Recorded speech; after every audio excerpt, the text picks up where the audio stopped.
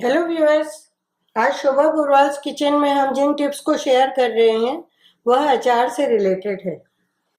अचार तो हम सभी लोग बनाते हैं, लेकिन हर समय जब बारिश शुरू हो जाती है तो मन में डर बना रहता है कि पता नहीं ये अचार टिकेगा या नहीं। तो उससे रिलेटेड टिप्स लेकर मैं आपके सामने आई हूँ। सबसे पहला टिप हमारा यह है कि अचार हमेशा तेल में डूबा रहना चाहिए, इसलिए हमेशा हमारा अचार इस तरह से तेल में डूबे रहना चाहिए। इसमें किसी भी तरह की कोई फफूंदी नहीं लगेगी और ना ही इसमें कोई खराबी होगी और ना ही इसका टेस्ट और कलर खराब होगा। अचार तो हमने बना लिया है, लेकिन सबसे पहले हमें यह ध्यान रखना है कि वह अचार, देखिए, जो तेल के ऊपर पीसेज आ गए हैं उसमें फफूंदी लग सकती है और वह खराब हो सकता है। इसका भी वही उपाय है कि उसे हम पीसेस को बिल्कुल नीचे की तरफ प्रेस करके कर दें और अगर तेल कम है तो तेल उसमें हम और डाल दें।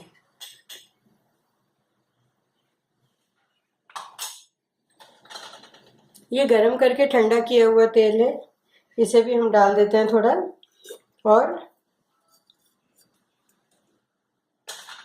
इस पर भी 1 पिंच सॉल्ट को हम ऐसे ही स्प्रिंकल कर देंगे और इसे बंद करके हम रख देंगे। दूसरी टिप हमारी है, हमारी रिक्वायरमेंट के हिसाब से हमें अचार को छोटी बोतल में रखना चाहिए और बाकी का जो अचार बचा हुआ है जिसे हमें लंबे समय तक अंदर रखना है और जिसे खोलने की ज़रूरत नहीं है, तो उसे हम एक काम करेंगे। सबसे पहले हम उस अचार को देखेंगे कि वह पूरा तेल में डूबा हुआ है या नहीं। दूसरा, हमें मॉइस्चर फ्री सॉल्ट को हमने माइक्रोवेव प्रूफ डिश में 30 सेकेंड के लिए माइक्रोवेव किया है। इससे नमक का मॉइस्चर पूरा खत्म हो गया है और यह नमक देखिए बरसात के दिनों में भी बिल्कुल छुट्टा है।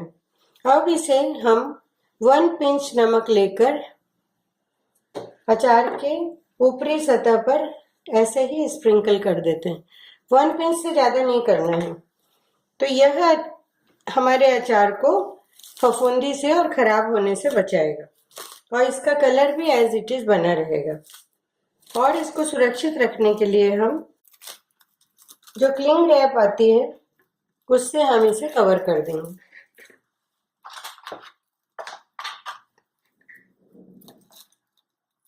ये देखिए, क्लिंग रैप से कवर करके अब हम इसे इसका लिड लगाकर रख देते हैं। अब इस अचार को कुछ भी नहीं होगा। यह देखिए, इस तरह से। तीसरी टिप है हमारी कि आप देख रहे हैं किसी भी तरीके से आपने अचार तो बना लिया है, लेकिन अब आपको लग रहा है कि आप कुछ भी कर लें और यह अचार कुछ ना कुछ तो इसमें गड़बड़ हो ही सकती है या खराब हो सकता है। तब हम लास्ट अल्टरनेटिव होता है हमारे सामने प्रिजर्वेटिव का।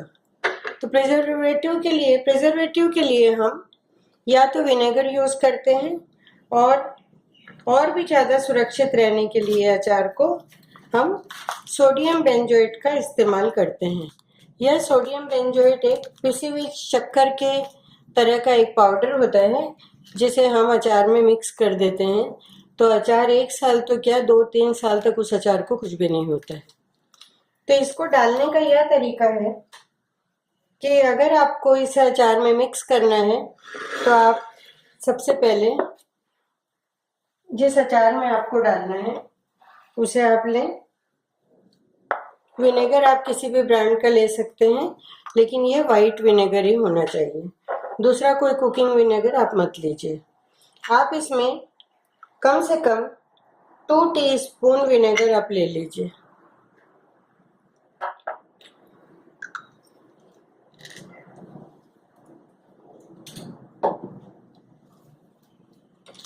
और इसमें आप 1/4 टीस्पून, बहुत ज़्यादा नहीं डालना है इसको, आप जो सोडियम बेंजोएट है इसको आप 1/4 टीस्पून आप ये कीजिए, पाउडर इसका निकाल लीजिए ये देखिए कितना, और इसे आप विनेगर में घोल दीजिए। विनेगर में ये अच्छी तरह से थोड़ा आप इसको चला देंगे। घुला हुआ तो नहीं दिख रहा है, लेकिन ये अपने आप फिर इसमें मिक्स हो जाता है अचार में। इससे अचार का टेस्ट खराब नहीं होता है, अचार के टेस्ट में कोई फर्क नहीं आता है। लेकिन ये लास्ट अल्टरनेटिव है अपने अचार को सुरक्षित रखने के लिए। इसके अलावा और कोई उपाय नहीं है कि आप अचार को सुरक्षित रख सकते हैं।